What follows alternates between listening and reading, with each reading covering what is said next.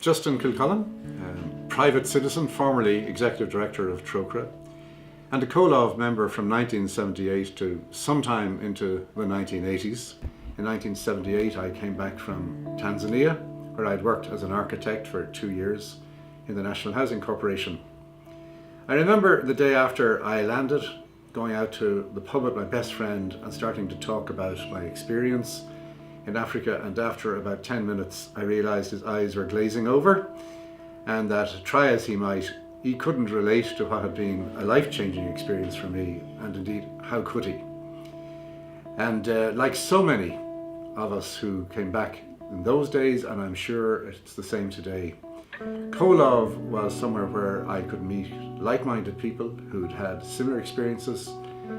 and together that we could begin to do something to help continue the work we had started as volunteers in terms of continuing the struggle for global justice at home here in Ireland. I suppose the other great project that I was engaged in was the Senate campaign in November 1982. We decided that it would be a good idea to run a candidate in the NUI constituency in the Senate. There were 60,000 registered voters and free mail drops. So here was an opportunity to get to a very influential group of people in Ireland. It was eventually me as the candidate, the young Justin Kilcullen, and I set off around the country